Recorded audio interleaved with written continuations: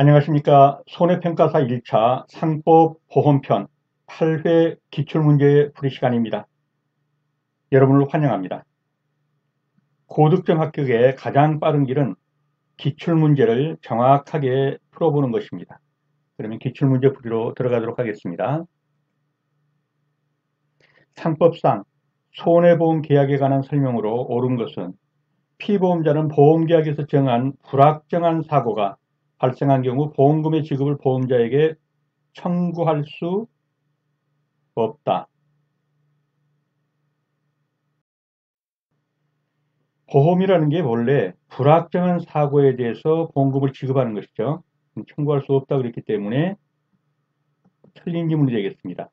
보험자가 보험계약자로부터 보험계약의 청약과 함께 보험료 상당액의 전분의 또는 일부의 지급을 받은 때에는 다른 약정이 없다면 30일 이내에 납부를 발송해야 한다. 30일 이내에 맞습니다. 보험자는 보험사고가 발생한 경우 보험금이 아닌 형태의 보험급여를 지급할 것을 약정할 수 없다. 틀렸죠? 어디가 틀렸나요? 예, 보험사고가 발생하면 보험금이나 또는 다른 급여라고 나와 있죠. 다른 급여. 즉 의료급여 같은 경우를 제공할 수가 있어요. 그래서 꼭 돈으로만 줘야 되는 것은 아닙니다. 보험금이나 또는 기타 다른 급여를 지급할 수 있습니다. 4번 보험기간의 시기는 보험계약의 시점과 같아야 한다. 틀렸죠? 예, 소급보험일 수도 있고 또는 그 이후에 일정 기간을 정해서 계약 체결일은 1월 1일인데 예를 들면 2월 1일부터 다음해 2월 1일까지로 한다. 이렇게 기간을 계약 체결일과 다른 시기로 정할 수가 있습니다. 소급해 정할 수도 있고 이후로 정할 수도 있습니다.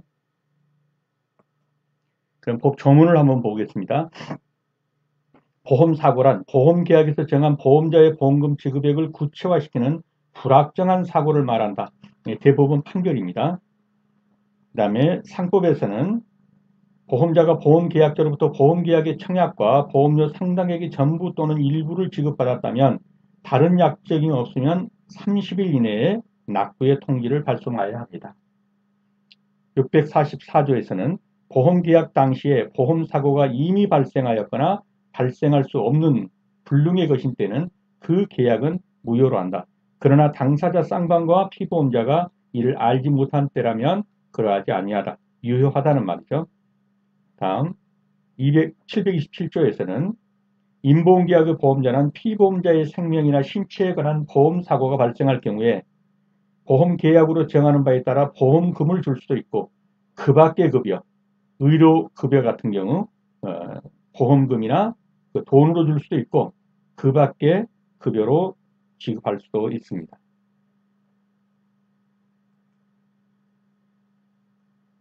그리고 보험기간에서는 보험 가입 후에 특정 시점부터 개시되는 경우도 있고 또 보험 가입하기 이전의 시점부터 보험기간이 개시되는 소급보험의 경우도 있기 때문에 양자가 일치하지 않습니다. 그래서 보험자가 보험계약자로부터 보험계약의 청약과 함께 보험료 상당액의 전부 또는 일부를 지급받은 때는 다른 약정이 없다면 30일 이내에 납부 통지를 발송해야 한다. 이것이 맞는 지문이고 정답이 되겠습니다. 2번입니다. 각 보험회사의 화재보험 약관에는 보험계약자에게 설명해야 하는 주요 내용을 포함하고 있으나 각 회사가 이를 설명하지 않고 보험계약을 체결해야 했다. 즉 설명 의무를 위반했다는 거죠. 설명 의무를 다하지 못했다. 보험계약이 성립한 날로부터 1개월이 된 시점이라면 보험계약자는 보험계약을 취소할 수 있다. 설명 의무를 위반했을 때는 보험계약자는 3월의 범위 내에서 보험계약을 해지할 수 있죠. 근데 1개월이 됐다면 3월 범위 내이니까 해지할 수 있게 되겠습니다. 각 보험회사는 화재보험 약관을 보험계약자에게 교부해야 한다. 맞죠? 보험계약이 성립한 날로부터 4개월이 됐다면 보험계약자는 보험계약을 취소할 수 없다. 4개월이 됐으니까 왜 3월 내에 해야 되는데 그러니까 이것도 맞는 표현이 됩니다. 보험계약자가 보험계약을 취소하지 않았다면 갑보험회사는 중요한 약관 조항을 계약의 내용으로 주장할 수 있다. 틀렸습니다. 어디가 틀렸나요? 이것은 판례에서 나온 내용인데요. 설명 의무를 위반했다면 그 설명 의무를 위반한 그 조항을 가지고 주장할 수 없습니다. 근데 취소하지 않았다면 설명 의무를 위반한 그 조항을 계약의 내용으로 주장할 수 있다. 이게 틀린 거죠. 설명 의무를 위반한 그 조항을 가지고 보험계약자는 보험을 취소하지 않았다 하더라도 그 내용을 주장할 수는 없습니다. 정답은 4번이 틀리고 정답이 되겠습니다. 우선 대부분 판례부터 보죠. 보험자가 이러한 보험약관의 명시 설명 의무에 위반해서 보험계약을 체결했다. 그러면 그 약관의 내용을 보험계약의 내용으로 주장할 수 없다라는 거예요. 근데 보험계약자나 대리인이 그 약관에 구성된 고지 의무를 위반했다 하더라도 이를 이유로 보험계약을 해지할 수 없다. 왜냐하면 보험 설명 의무를 위반한 그 내용을 보험자는 주장할 수 없기 때문입니다. 다음, 보험자는 보험계약을 체결할 때 보험계약자에게 보험약관을 교부하고 그 약관의 중요한 내용을 설명해야 한다. 설명 의무죠. 보험자가 제1항을 위반한 경우, 즉 설명 의무를 위반한 경우에 보험계약자는 보험계약이 성립한 날로부터 3개월 이내에 그 계약을 취소할 수 있습니다. 그래서 보험계약자가 보험계약을 취소하지 않았다면 갑보험회사는 중요 약관 조항을 계약의 내용으로 주장할 수 있다. 안 되죠. 설명 의무를 위반한 그 조항을 가지고 주장할 수 없습니다.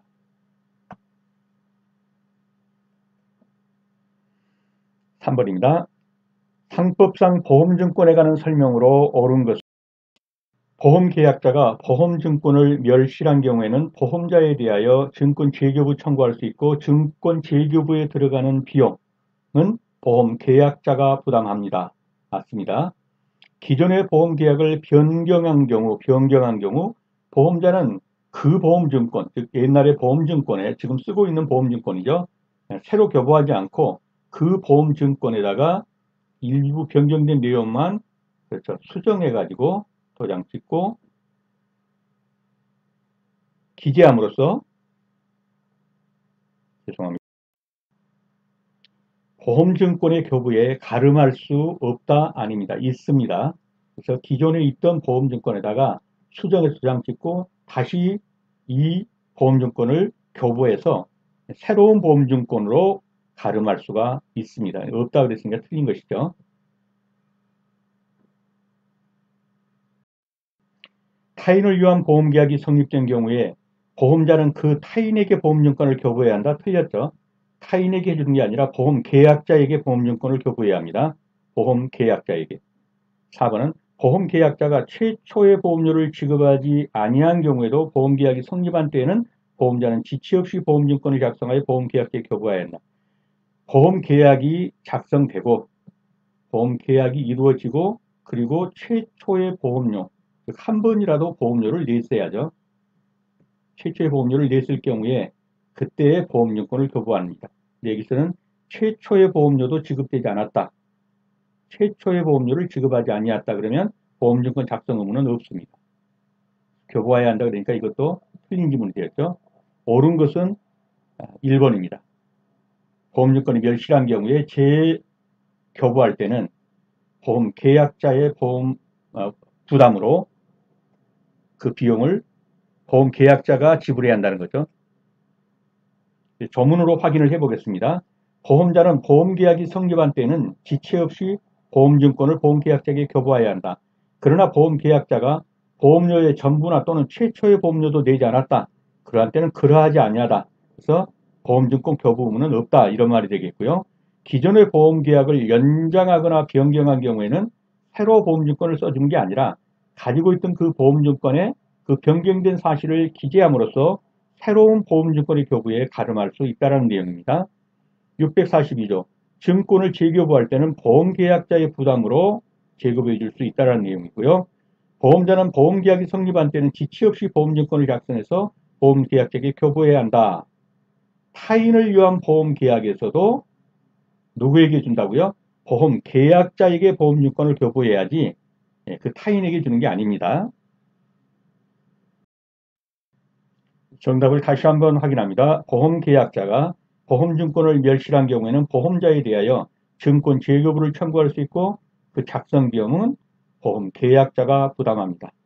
1번이 맞고 정답이 되겠습니다. 4번입니다. 타인을 위한 보험계약에서 보험회사를 A라고 하고 보험계약자를 B, 그 타인을 C라고 하면 보험사고의 객관적 확정이 있는 경우 그 보험계약의 효력에 관한 설명으로 옳지 않은 것은 이미 보험사고가 일어났습니다. 그런데 그것을 가지고 이제 보험에 들었죠. 그러면 보험계약 당시에 보험사고가 이미 발생하였다는 것을 B가 알고서 보험계약자가 알고서 보험계약을 체결했다면 그 계약은 무효입니다. 맞죠? 보험계약 당시에 보험사고가 이미 발생하였음을 A도 알고 B도 알았다. 보험회사도 알고 고객, 보험계약자도 알았다. 그러면 설령 C가 즉 그 타인을 위한 보험에서 타인이 알지 못했다 하더라도 그 계약은 무효입니다. 근데 유효하다 그랬으니까 틀린 것이죠. 틀린 지문이죠. 3번 보험계약 당시에 보험사고가 발생할 수 없음을 불능임을 A가 알면서도 보험계약을 체결했다면 그 계약은 무효입니다. 맞습니다. 보험계약 당시에 보험사고가 발생할 수 없음을 A, B, C가 다 몰랐다는 거죠. 알지 못할 때는 그 계약은 유효합니다. 맞습니다. 그래서 옳지 않은 것은 2번이 틀리고 정답이 되겠습니다. 이 문제에서는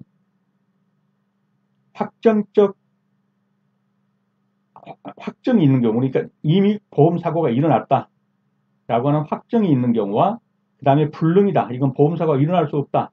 이 확정과 불능에 대해서 A와 B와 C가 알았다면 무효고 몰랐다면 유효하다라는 데서 나오는 것입니다. 근데 A와 B가 알았다면 보험계약자와 보험회사와 보험계약자가 알았다면 설령 타인이 몰랐다 하더라도 그 계약은 무효입니다. 네, 여기서 유효하다 이렇게 틀리고 정답이 되겠습니다. 보험계약 당시에 보험사고가 이미 발생하였거나 또는 발생할 수 없다는 것인 때는 그 계약은 무효로 한다. 그러나 당사자 쌍방과 피보험자가 이를 알지 못한 때는 그러하지 아니하다. 상법 644조입니다.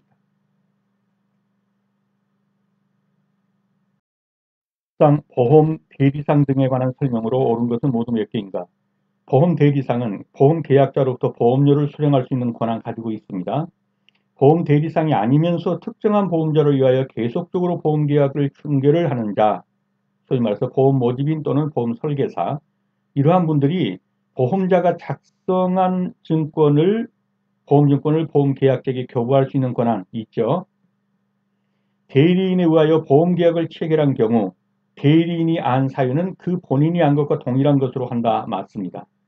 보험자는 보험대리상이 보험계약자로부터 청약, 고지, 통지 등 보험계약에 관한 의사표시를 수령할 수 있는 권한을 제한할 수 없다. 틀렸죠? 제한할 수 있습니다. 그래서 하나가 틀렸습니다. 맞는 것은 3개죠. 여기서 옳은 것은 모두 몇 개인가 그러니까 3개입니다. 3번이 정답이 되겠습니다. 조문으로 한번 확인을 해보시죠. 지금 이 조문은 한두 문제 이상 꼭 나오기 때문에 반드시 알아두셔야 합니다. 보험 대리상 등의 권한. 첫째는 보험료를 수령할 수 있는 권한이 있습니다. 그리고 두 번째는 보험 증권을 교부해 줄 수 있는 권한이 있고요. 세 번째는 청약, 고지, 통지, 해지, 취소 등 보험 계약에 관한 의사표시를 수령할 수 있는 권한이 있고요. 그 다음에는 보험 계약자에게 보험 계약의 체결 변경 해지 등 보험 계약에 관한 의사표시를 할 수 있는 권한. 이거는 수령할 수 있는 권한, 이것은 할 수 있는 권한. 이것이 보험 대리상에게 있는 건데요. 자, 제1항에도 불구하고 보험자는 보험 대리상에 관한 각 호의 권한 중 일부를 제한할 수 있다 없다? 제한할 수 있습니다. 이러한 권한에 대해서 제한할 수 있다는 거죠.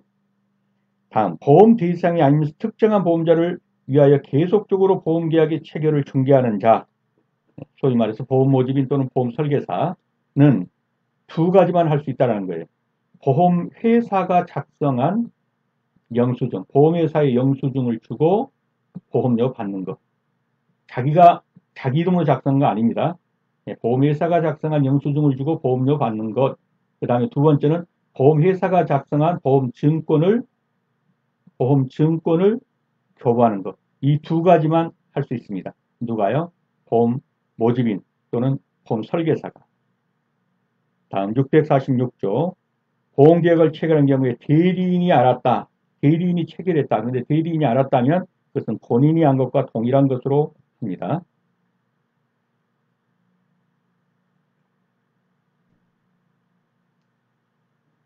그래서 여기서 틀린 것은 보험자는 보험대리상이 보험계약자로부터 청약고지 통지 등의 보험계약에 관한 의사표시를 수정할 수 있는 권한을 보험자는 이 보험상 대리상에게 제한할 수 있습니다. 없다 그러니 틀린 것이죠. 그래서 맞는 것은 3개가 되겠습니다.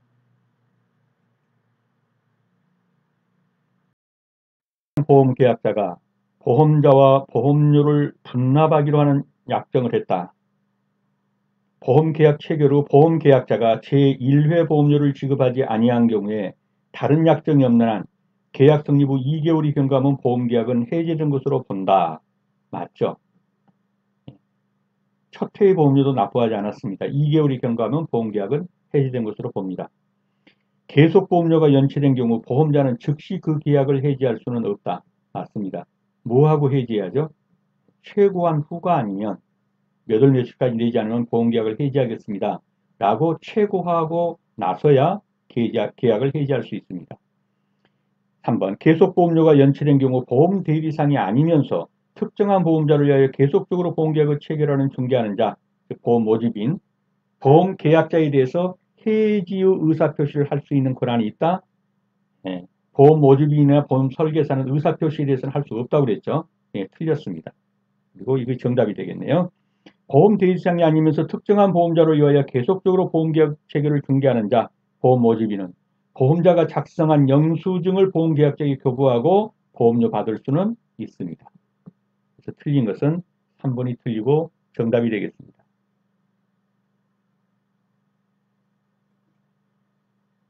법 조문으로 한번 보시면요. 보험계약자는 계약 체결 후 지체 없이 보험료의 전부 또는 제1회 보험료를 지급해야 하고 이를 지급하지 아니한 때, 즉 1회 보험료도 지급하지 아니하였다면 2개월이 경과하면 계약은 해제된 것으로 본다입니다. 그리고 계속보험료가 약정한 시기에 지급되지 아니하고 연체가 일어난다. 그러면 보험계약자에게 최고하고 그 기간 내에 지급되지 아니한 때라야 계약을 해지합니다. 타인을 위한 보험계약에서도 그 타인에게도 최고합니다. 그리고 보험료를 납부하지 아니하면 해지하게 되죠. 근데 최고하지 않으면 타인을 위한 보험계약에서도 타인에게 최고하지 아니하면 계약을 해제 또는 해지하지 못합니다.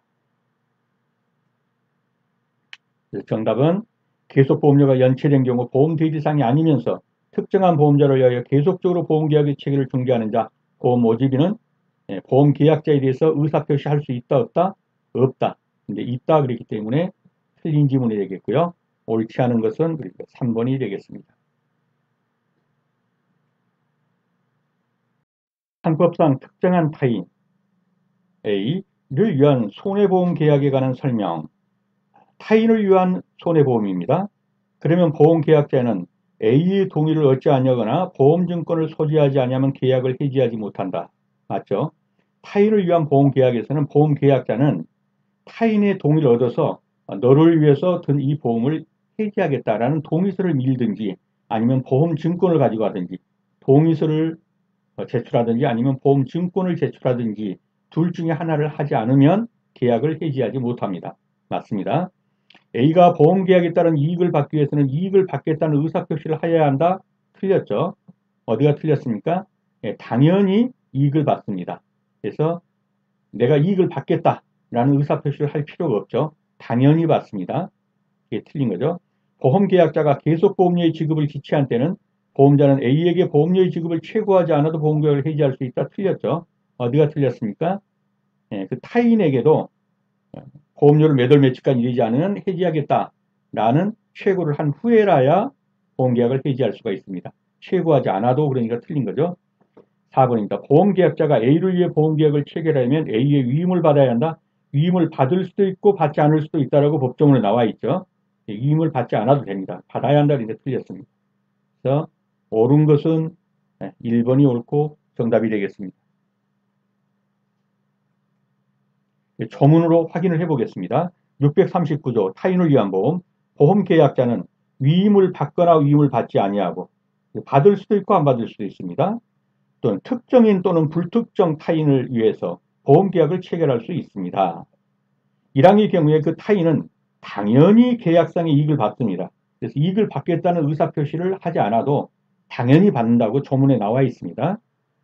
다음, 사고 발생 전에 의무해지에서 타인의 동의를 얻지 아니하거나 보험증권을 소지하지 아니하면, 동의를 얻어서 너를 위해서 든 보험을 해지하겠다라는 동의서를 제출하든지, 해지에 대한 동의서죠. 아니면 보험증권을 소지하든지가 아니면 계약을 해지하지 못한다입니다.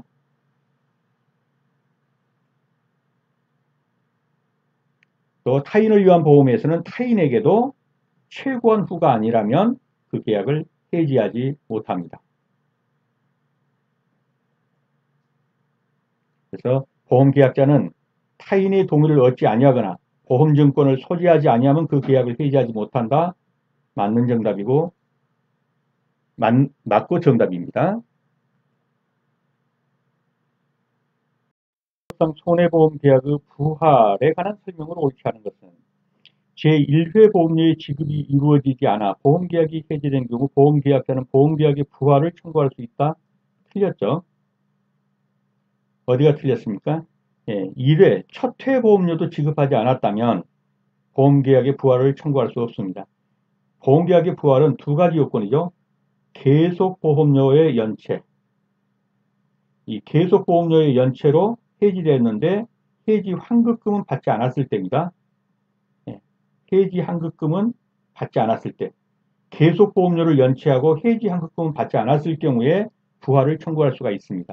근데 1회 보험료도 납부하지 않았다 그러면 부활을 청구할 수 없습니다. 적어도 1회 보험료는 내고 2회부터 내는 계속보험료.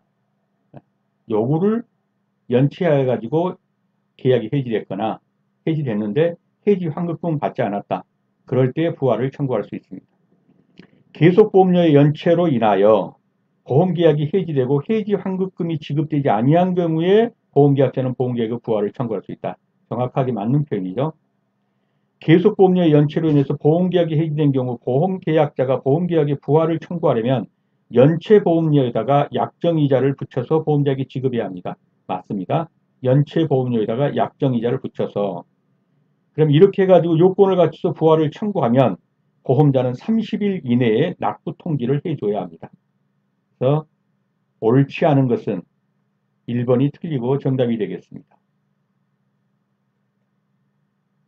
조문으로 확인을 해보겠습니다. 650조 2 보험계약이 해지되고 해지 환급금이 지급되지 아니했다. 그러면 보험계약자는 일정한 기간 내에 연체보험료에다가 약정이자를 붙여서 보험자에게 지급하고 그 계약의 부활을 청구할 수 있다.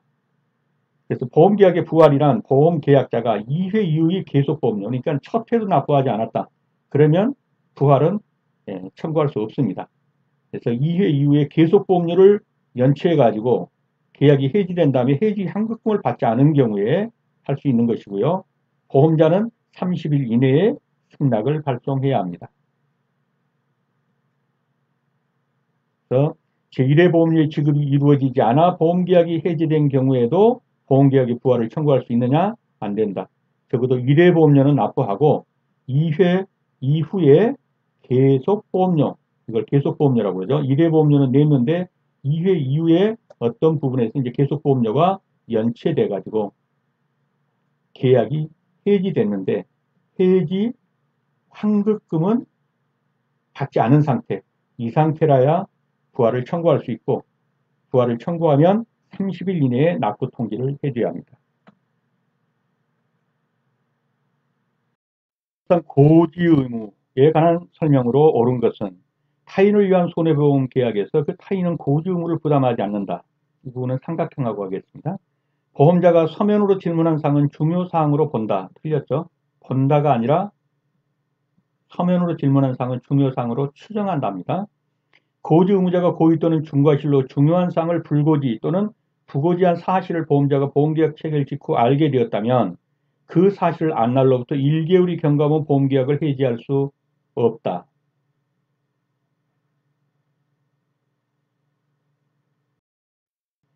고지 의무 위반으로 보험계약을 취소하려면 1개월 내에 해야죠. 1개월이 경과하면 보험계약을 해지할 수 없다. 그래서 맞는 것입니다. 고지 의무자가 고의 또는 중과실로 중요한 사항을 불고지 또는 부실고지한 경우에 고지하지 않았습니다. 그런데도 보험자가 알고 있어요. 그 내용을. 그 사실을 당시 알았다면은 그것으로 인해서 보험계약을 해지할 수는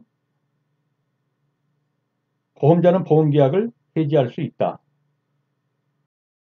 이 경우에는 보험계약을 해지할 수 없죠. 있다고 치면 틀린 것이죠. 틀린 지문이 되겠습니다. 그래서 고지 의무자가 고지 의무를 위반했습니다.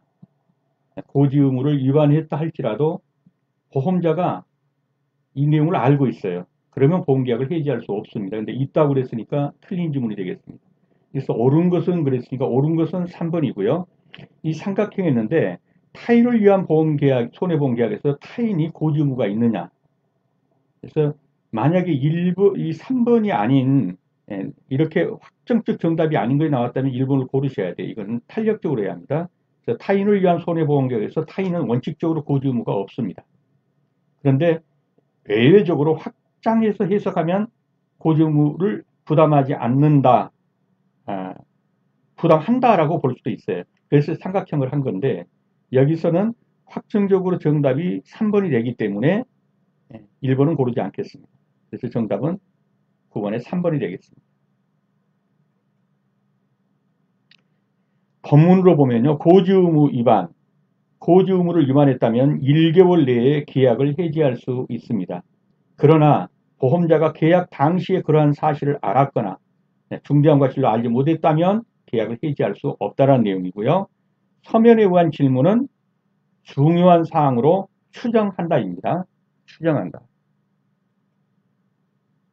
그래서 고지 의무자가 고의 또는 중과실로 중요 사항을 불고지 또는 부실고지한 사실을 보험자가 보험계약 체결 직후 알게 됐다면 1개월 내에 해지해야 하는데 1개월이 경과하면 보험계약을 해지할 수 없다 그랬으니까 맞는 지문이 되겠습니다. 기간 중 사고 발생의 위험이 현저하게 변경됐다. 위험 변경이죠. 기업, 보험 수익자가 이 사실을 안 때는 지체 없이 보험자에게 통지해야 한다. 어떻습니까? 틀린 지문이죠. 보험 수익자는 고지 의무가 없습니다. 그러니까 틀린 거죠. 보험 수익자는 고지 의무가 없다. 니은 보험자가 보험 계약자로부터 위험 변경의 통지를 받은 때에는 1개월 내에 계약을 해지할 수 있죠. 2개월이 경과하면 계약을 해지할 수 없다 그랬으니까 맞는 지문이 되겠죠. 보험 수익자의 고의로 인하여 위험이 현저하게 변경되었다. 고의로 위험 변경, 보험자는 보험료의 증액을 청구할 수도 있고 보험계약을 해지할 수도 있습니다. 맞는 표현입니다. 피보험자의 중대한 과실로 인하여 위험이 현저하게 변경된 때는 보험자는 계약을 해지할 수 없다. 틀린 거죠. 중대한 과실로 위험이 현저하게 변경되었다. 그러면 계약을 해지할 수 있습니다. 그래서 틀린 지문이 되겠습니다. 그러면 옳은 것은 그러면 니은하고 디귿이 되겠네요. 2번이 정답이 되겠습니다. 조문으로 확인해 보겠습니다. 652조. 보험기간 중에 보험계약자 또는 피보험자가 사고 발생의 위험이 현저하게 변경 또는 증가된 사실을 안 때에는 지체 없이 보험자에게 통지해야 한다.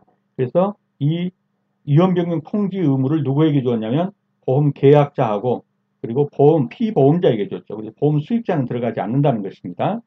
보험자가 제1항의 위험 변경 증가의 통지를 받을 때는 1개월 내에 보험료의 증액을 청구하든지 아니면 계약을 해지하든지 1월 내에 1개월 내입니다. 653조 보험계약자 등의 고의나 중과실로 위험이 증가했다. 그러면 1개월 내에 보험료의 증액을 청구하거나 계약을 해지할 수 있습니다. 계약의 해지에 관한 설명으로 옳지 않은 것은 보험자가 파산 선고를 받았다. 그러면 보험계약자는 계약을 해지할 수 있습니다. 보험자가 보험기간 중에 사고 발생의 위험이 현저하게 증가하여 보험계약을 해지한 경우 현저하게 증가해서 보험계약을 해지했다면 이미 지급한 보험금의 반환을 청구할 수 없다? 있습니다. 그래서 틀린 지문이 되겠죠. 보험자가 파산의 선고를 받은 경우 해지하지 아니한 보험계약은 파산 선고 후 3개월을 경과하면 효력을 잃습니다. 맞는 표현이고요. 보험자가 보험기간 중 사고 발생의 위험이 현저하게 변경되었음을 이유로 계약을 해지하려는 경우 그 사실을 보험자가 입증해야 합니다. 맞습니다. 그래서 옳지 않은 것은 2번이 틀리고 정답입니다. 조문으로 확인을 해보겠습니다. 654조 보험자가 파산의 선고를 받은 때에는 보험계약자는 보험계약을 해지할 수 있습니다. 파산 선고를 받았을 때 보험계약은 파산 선고 후 3개월을 경과하면 그 효력을 잃습니다. 655조 보험사고가 발생한 후라도 보험자가 650조는 연체죠. 651조 고지의무 위반, 652조 위험변경 증가, 653조 고의 중과실로 인한 위험 증가 이런 걸로 계약을 해지했을 때는 보험금을 지급할 책임이 없고 이미 지급했다면 반환을 청구할 수 있다는 겁니다. 그래서 연체나 고지의무 위반이나 위험변경 증가, 고의 중과실로 인한 위험 증가 이런 경우에는 보험금을 지급할 의무가 없습니다. 근데 이미 지급했다면 반환을 청구할 수 있습니다.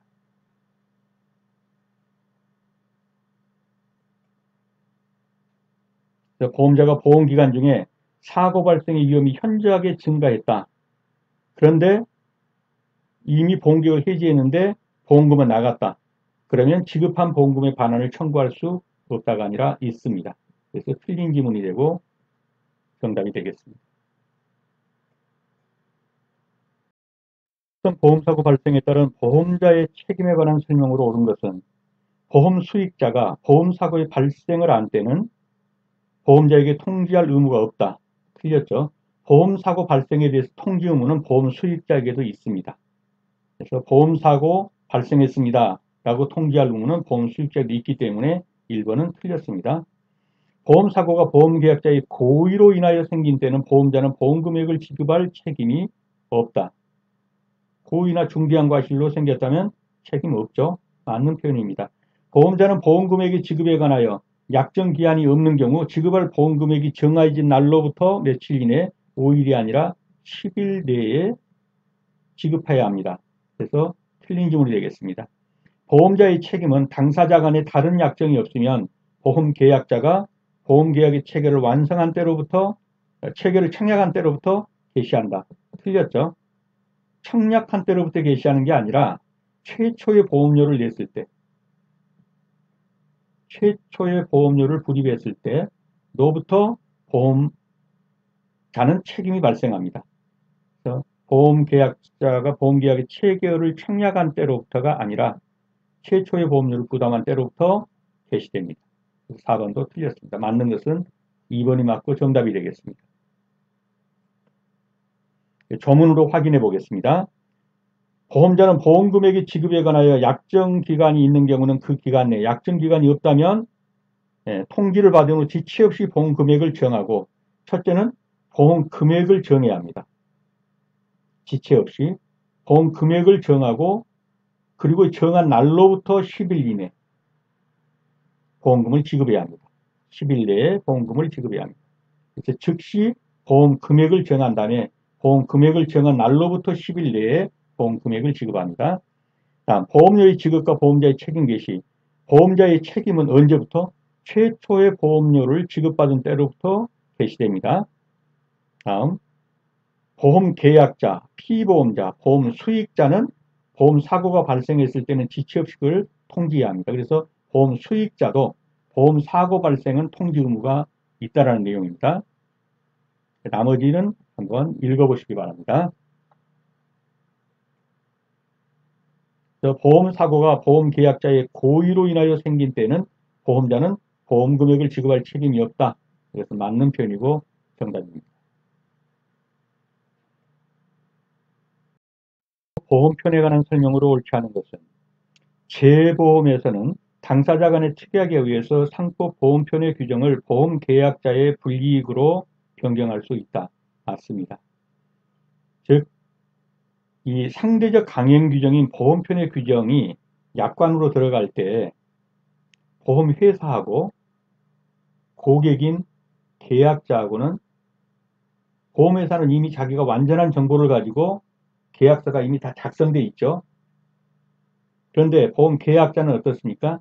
상대적으로 정보가 빈약하죠. 여기는 정보가 많고 회사는, 계약자는 정보가 적습니다. 그래서 서로 대등 관계가 아니라는 거죠. 그래서 계약자에게 불리하게 작성된 약관은 묻어라 안 된다는 거죠. 그런데 재보험의 경우는 회사와 회사, 보험회사와 보험회사, 기업 대 기업 간이죠. 정보가 대등하다. 이럴 경우에는 불이익 변경 금지 원칙을 적용하지 않겠다라는 거예요. 그래서 보험 계약자의 불이익으로도 변경될 수 있습니다. 어떤 보험? 재보험의 경우. 그래서 1번은 맞고요. 보험 계약자 등의 불이익 금지 원칙은, 변경 금지 원칙은 보험 계약자와 보험자가 서로 대등한 경제적 지위에서 계약 조건을 정하는 기업 보험에 있어서는 적용이 배제된다. 맞죠? 상법 보험편의 규정은 성질에 반하지 않은 범위에 대해서 공제에도 준용된다. 맞습니다. 상법 보험편의 규정은 약관에 의하여 피보험자나 보험 수익자의 이익으로 변경하는 것, 이익으로 불이익 변경을 금지하는 것이기, 보험 계약자에게 불이익하게 변경되는 것을 금지하지 이익으로 변경되는 것은 가능합니다. 그래서 불이익 변경은 불가능하지만 이익으로 변경하는 건 가능합니다. 변경할 수 없다 그랬으니까 틀린 거죠. 이익으로, 피보험자나 보험 수익자의 이익으로 변경할 수는 있습니다. 없다가 아니고요. 그래서 4번이 틀리고 정답이 되겠습니다. 조문으로 확인해 보겠습니다. 이 편의 규정은 당사자 간의 특약으로 보험 계약자 또는 피보험자나 보험 수익자의 불이익으로 변경하지 못한다. 그러나 재보험이라든가 해상보험, 이런 기업 간의 보험에서는 대등한 관계이기 때문에 그러하지 아니하다. 불이익으로 변경할 수도 있다. 이런 말이죠. 그리고 이 내용을 한번 읽어보시고요. 공제에도 준용한다. 라는 내용입니다.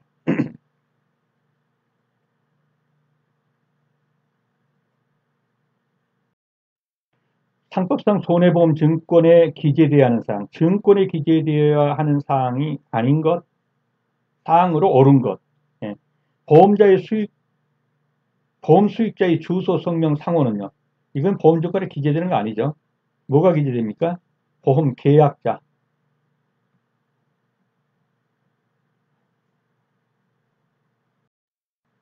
그리고 피보험자. 예. 이게 기재돼야죠.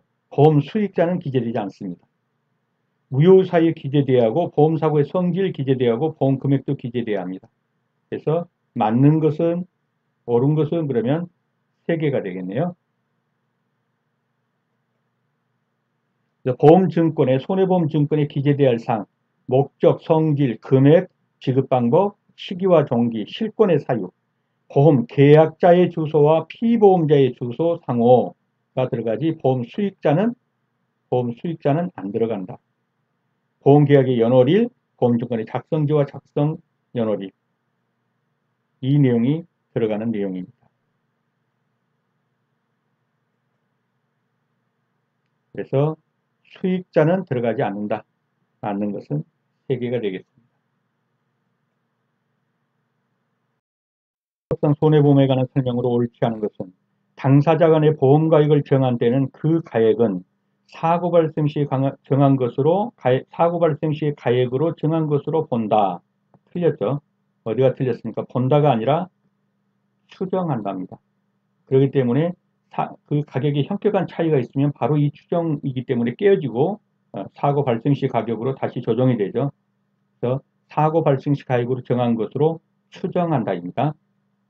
당사자는 약정에 의하여 보험사고로 인해서 상실된 피보험자가 얻을 보수를 보험자가 보상할 손해액에 산입할 수 있다. 원래대로라면 안 되는 것이죠. 이미, 죄송합니다.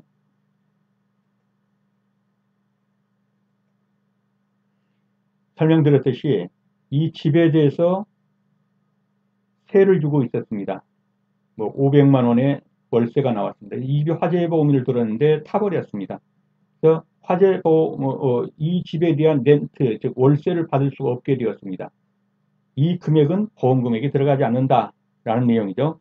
보험사고로 인하여 상실된 피보험자가 얻을 보수, 집세, 이거는 보험자가 보상할 손해에 산입할 수 없습니다. 근데 있다 그랬습니다. 그럼 어떻습니까? 약정에 의하여, 예, 약정이 없다면 산입할 수 없어요. 근데 약정으로 산입을 하기로 했다 그러면 할 수 있어요. 그래서 맞는 표현입니다. 이걸 봐야 돼요. 약정에 의해서는 할 수 있습니다. 화재보험의 보험자는 화재의 소방 또는 손해 감소에 필요한 조치로 인하여 생긴 손해를 보상할 책임이 있죠. 보험계약은 금전으로 산정할 수 있는 것이라야 합니다. 금전으로 산정할 수 있는 이익에 한해서 보험계약의 목적으로 할 수 있습니다. 맞습니다. 틀린 것은 1번이 틀리고 정답이 되겠습니다. 이제 조문으로 한번 확인해 보겠습니다.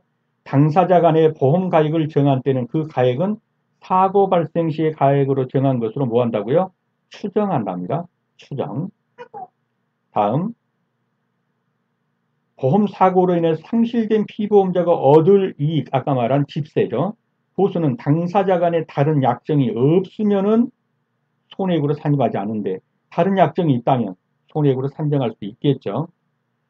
다음, 화재보험자의 책임에서 이러한 것, 화재의 진압 과정에서 발생했다, 피난하는 과정에서 생긴 손해라든가 또는 그 내에 있는 부속물이라든가 이런 것들은 전부 뭐한다? 보상해줘야 할 보상 범위에 들어간다. 그 다음에 보험계약은 금전으로 산정할 수 있는 이익에 한해서 보험계약의 목적으로 할 수 있다. 금전으로 환산할 수 없다 그러면 보험을 들 수 없는 것이죠. 금전으로 환산할 수 있는, 산정할 수 있는 이익에 한하여 보험계약의 목적으로 할 수 있습니다. 그래서 당사자 간의 보험 가액을 정한 때는 그 가액은 사고 발생 시의 가액을 정한 것으로 본다가 아니라 추정한다.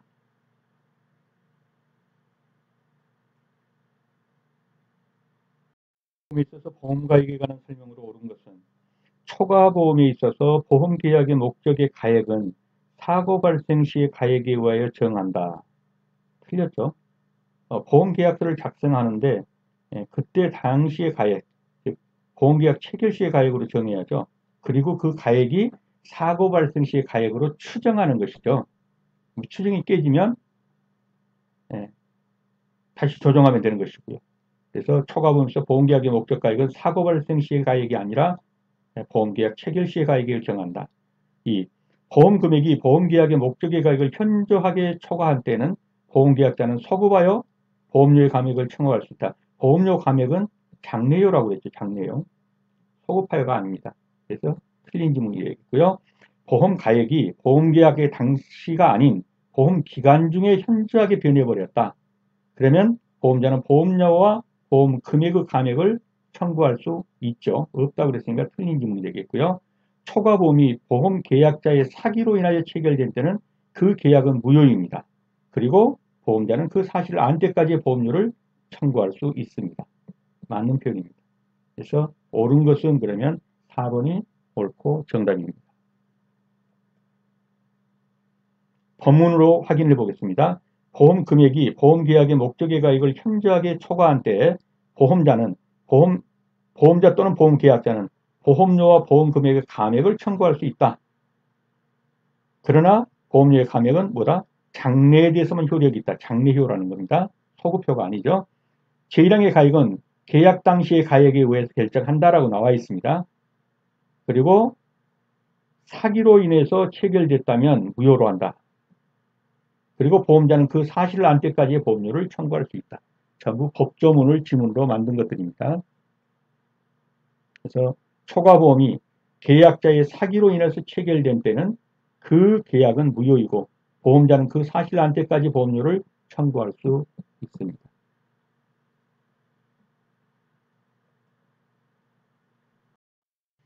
상법상 소멸 시효에 관하여 가로 안에 들어갈 내용으로 옳은 것은 보험사와 보험 계약자 간의 소멸시효는 보험사가 보험계약자에 대해서 가지고 있는 권리는 2년, 보험계약자가 보험사에 대해서 가지고 있는 권리는 소멸시효가 3년입니다. 그러면 보험금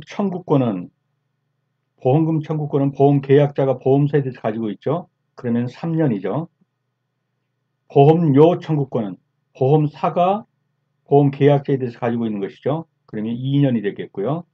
적립금 반환 청구권은 계약자가 보험사에 대해 가지고 온 권리니까 3년이 되겠죠. 그러면 3, 2, 3이 되겠나요? 3, 2, 3. 네, 3번이 정답이 되겠습니다.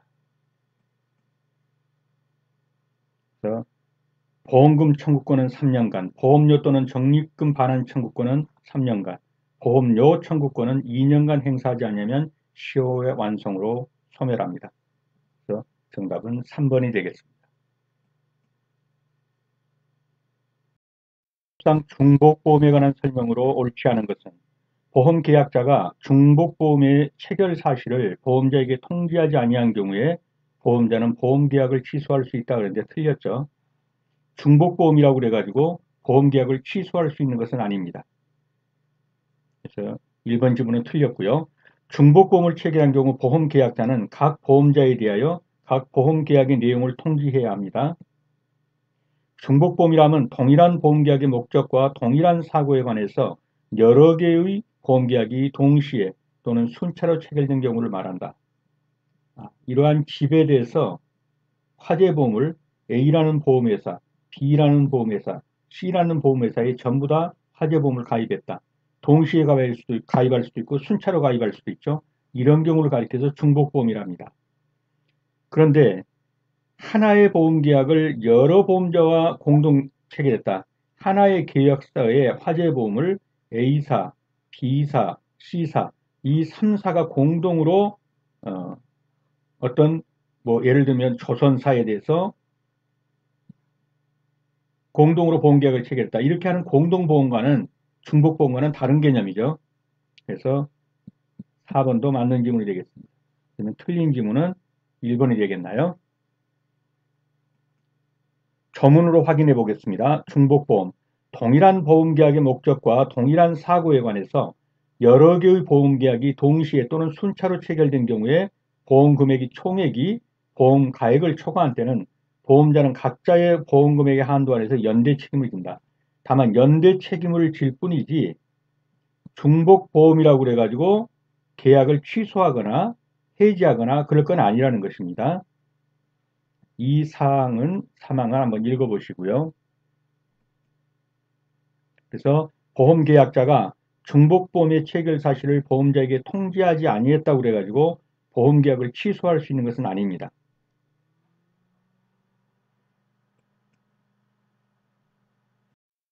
사례에 관한 설명으로 옳은 것은 갑은 보험가액이 3억 원인 자신의 아파트를 보험 목적으로 해서 A보험회사와 B보험회사에 각각 보험금액을 3억 원으로 하는 화재보험 계약을 각각 체결했다. 을은 보험가액이 10억 원인 자신의 건물을 보험 목적으로 해서 C보험회사와 보험금액을 5억 원으로 하는 화재보험 계약을 체결했다.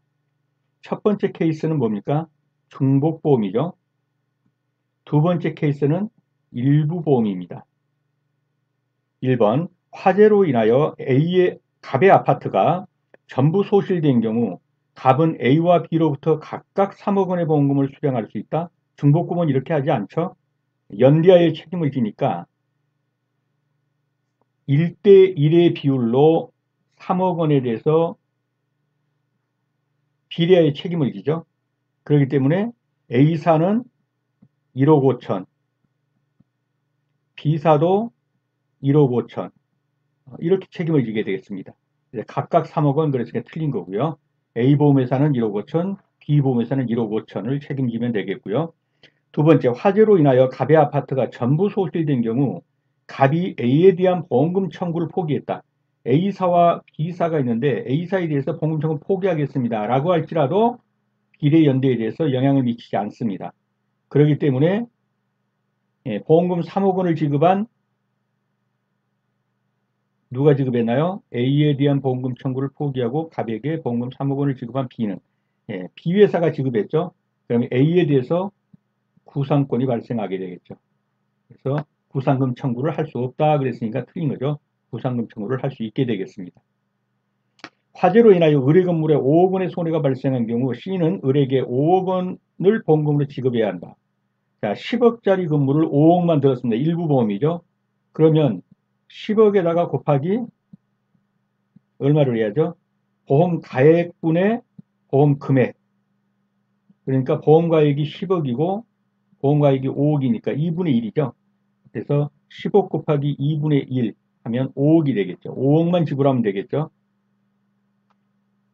5억 원의 손해가 발생했다면 5억 원의 손해면은 2억 5천이 되겠죠. 그러면 2분의 1로 하니까요. 보험 가액분의 보험 금액이니까 일부 보험이니까요. 그래서 5억 원을 보험금으로 지급해야 한다 하면 틀렸고 5억 원의 손해가 발생했다면 1억 5천 죄송합니다. 2억 5천 2억 5천을 지급하면 되겠죠. 4번 화재로 인하여 갑의 아파트가 전부 소실된 경우 A는 갑에 대하여 3억 원의 한도에서 B와 연대하여 책임을 부담합니다. 맞습니다. 맞는 것은 4번이 맞는 지문이 되겠습니다. 일부 보험은 아까 10억짜리 죄송합니다. 10억짜리 건물을 5억 원을 보험을 들었어요. 그러면 일부 보험이죠. 2분의 1이란 말이죠. 가액분의 보험 가액분의 보험금 그러니까. 근데 5억 원의 재산 손실이 났다 그러면 2억 5천 이런 식으로 계산한다는 거죠. 그래서 보험 금액의 보험 가액에 대한 비율에 따라 보험 가액은 10억, 보험 금액은 5억, 그래서 2분의 1. 이 비율에 따라서 보상한다는 겁니다.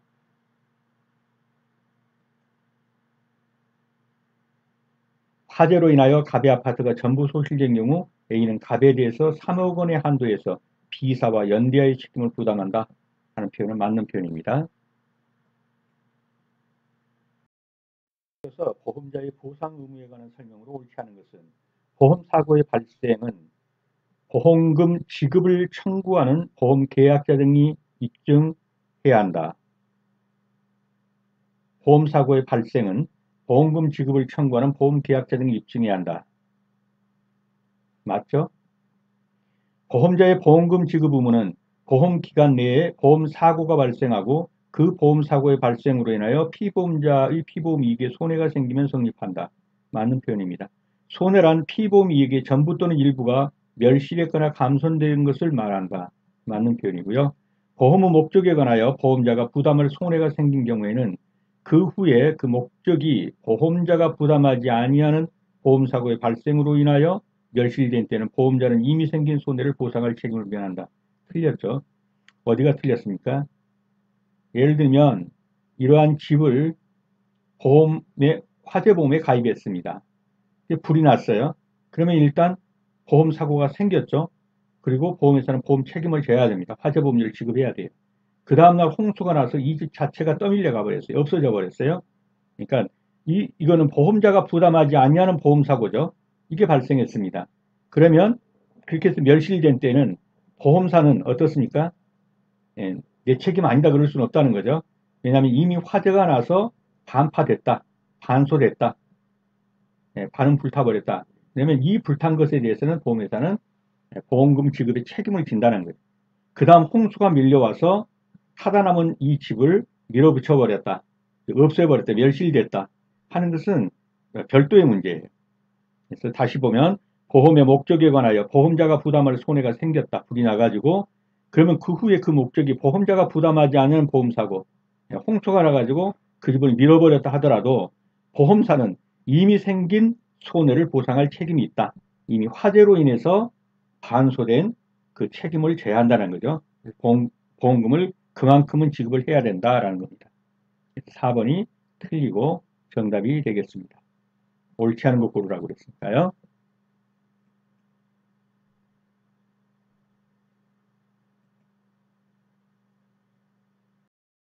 손해보험에서 손해액의 산정 기준 등에 관한 설명으로 옳지 않은 것은 보험자가 보상할 손해액은 그 손해가 발생한 때, 발생한 곳의 가액에 의하여 산정하는 것이 원칙이라.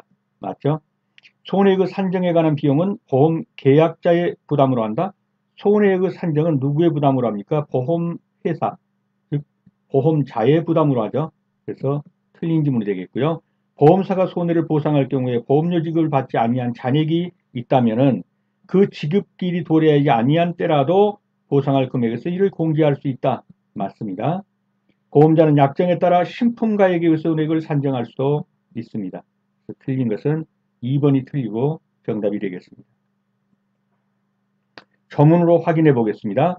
보험자가 보상할 손해액은 그 손해가 발생한 때와 곳의 가액에 의하여 산정한다. 그러나 당사자 간에 다른 약정이 있다면 신품가액으로도 손해액을 산정할 수 있다. 손해액의 산정에 관한 비용은 보험자의 부담으로 합니다. 보험자의 부담. 보험료 체납과 보상액의 공제.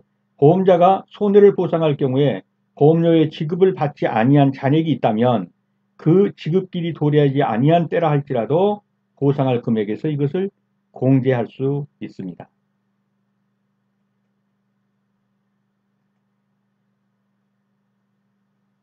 그래서 손해액의 산정에 관한 비용은 보험 계약자가 아니라 보험자의 부담으로 합니다.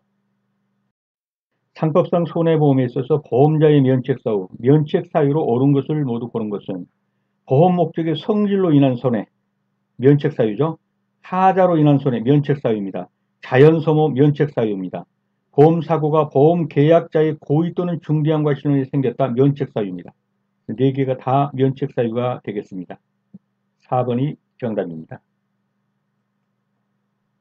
조문으로 확인해 보겠습니다. 678조.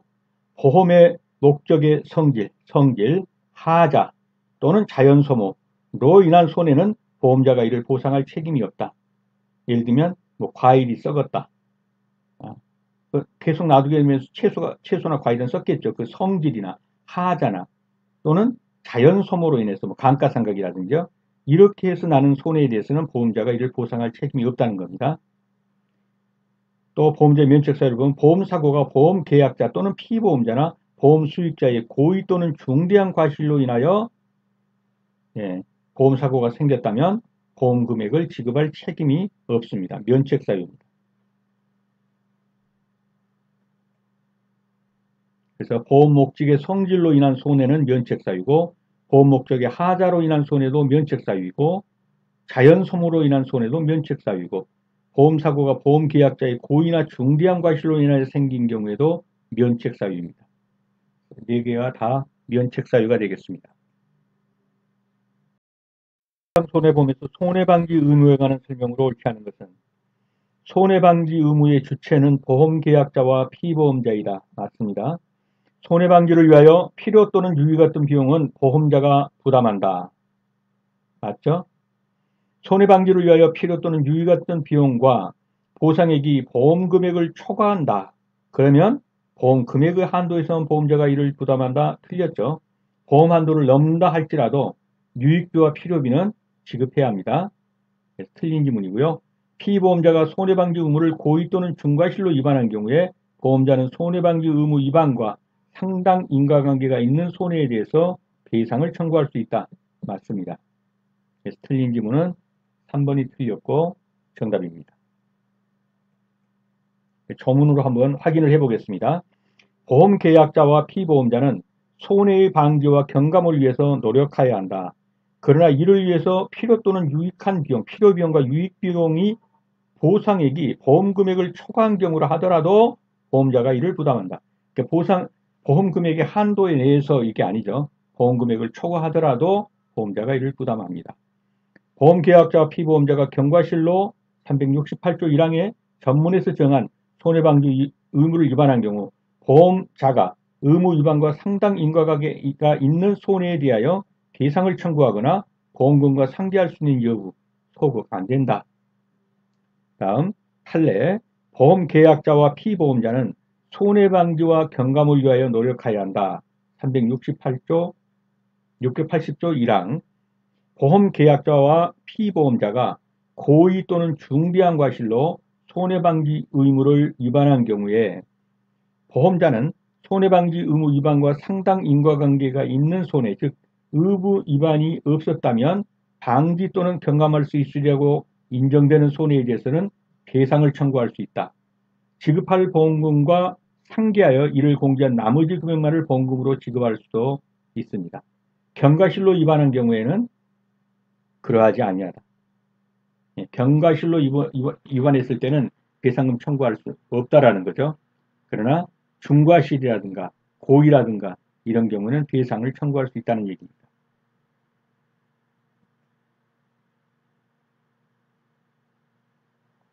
그래서 피보험자가 손해방지를 의무를 고의 또는 중과실로 위반했다. 그러면 보험자는 손해방지 의무 위반과 상당 인과관계가 있는 손해에 대해서는 배상을 청구할 수 있다. 좀 전에 본 거고요. 맞습니다. 손해방지를 위해서 유익비, 또 필요비 이런 것이 보험 금액을 초과하는 경우라 하더라도 보험자가 이를 부담하는 건데 보험 금액의 한도에서만 부담한다. 그렇기 때문에 틀린 것이죠. 정답은 3번이 되겠습니다. 목적에 관한 보험 대위에 관한 설명이다. 가로 안에 들어갈 내용으로 옳은 것. 보험 목적의 전부가 멸실한 경우에 보험 금액의 전부를 지급한 보험자는 그 목적에 대한 피보험자의 권리를 취득한다. 그러나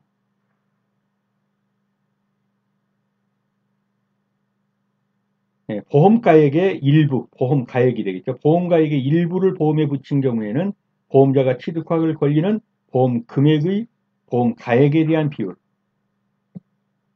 집이 10억짜리 집이라면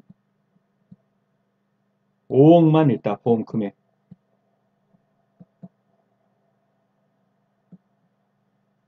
5억만 보험에 붙였다.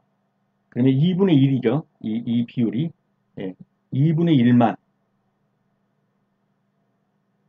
보험 가액에 대한 비율에 따라 이를 정한다. 그래서 다시 한번 더 읽어보면 보험 목적의 전부가 멸실한 경우에 보험 금액의 전부를 지급한 보험자는 그 목적에 대한 피보험자의 권리를 취득한다. 그러나 보험가액의 일부를 보험에 붙였다면 보험자가 취득할 권리는 보험금액의 보험가액에 대한 비율에 따라서 이를 정한다. 쉽게 말해서 보험자 대위는 뭡니까? 예를 들어서 이 집에 대해서 갑소유의 집인데 을이 불을 질렀습니다. 방화를 했어요. 타박을 했다. 그러면 원래대로 하면 갑은 을에 대해서 뭘 가지고 있습니까? 불법행위로 인한 손해배상 청구권을 가지고 있죠. 손해배상 청구권을 가지고 있는데 보험에 들었기 때문에 일단 보험으로 탔단 말이죠. 그럼 보험회사에서 이 권리에 대해서 갑이 을에 대해서 가지고 있는 손해배상 청구권에 대해서 대위를 한단 말이에요. 갑을 대위해서 을에게 손해배상 청구를 하는 겁니다. 이것이 보험 대위에 해당되겠습니다. 그 보험 대위를 하려면 보험 금액의 전부를 지불했어야 돼요. 그럴 때 피보험자의 권리, 즉 손해배상 청구권을 대위할 수 있다는 얘기입니다. 일부를 보험에 붙였다. 이 집에 대해서. 그러면 그 가액 비율로 한다라는 거죠. 그래서 보험 금액의 보험 가액에 대한 비율에 따라 이를 정한다 하는 내용입니다.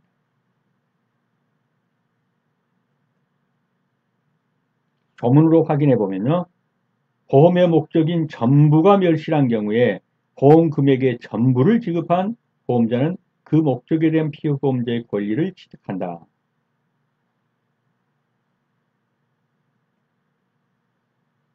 그래서 보험 목적의 전부가 멸실한 경우에 보험 금액의 전부를 지급한 보험자는 그 목적에 대한 피보험자의 권리를 취득한다. 그러나 보험 가액의 일부를 보험에 붙인 경우에는 일부 보험자가 취득할 권리는 보험 금액의 보험 가액에 대한 비율에 따라 이를 정한다.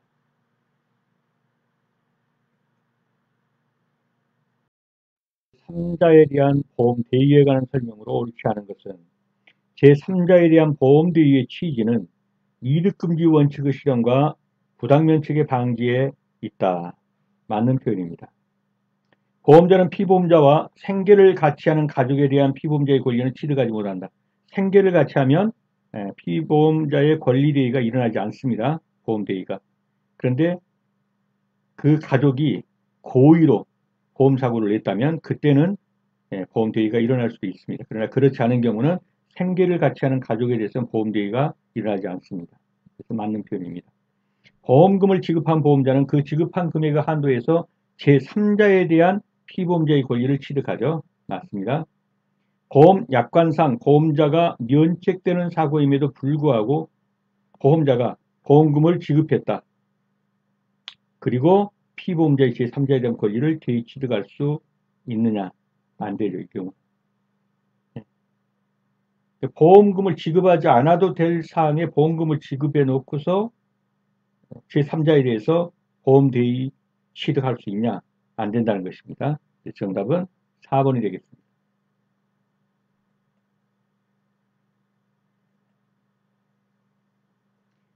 보험 대의는 손해가 제3자의 행위로 인하여 발생한 경우에 보험금을 지급한 보험자는 그 지급한 금액의 한도에서 제3자에 대한 보험 계약자 또는 피보험자의 권리를 취득한다. 다만 보험자가 보상할 보험금의 일부를 지급한 경우에는 피보험자의 권리를 침해하지 않냐는 범위 내에서 그 권리를 행사할 수 있다.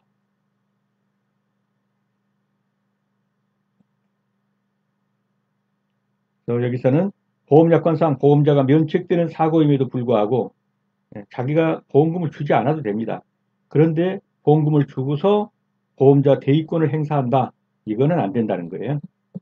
그래서 정답은 4번이 되겠습니다. 네, 수업하시느라 수고 많으셨습니다. 다음 시간에 다시 뵙겠습니다. 감사합니다.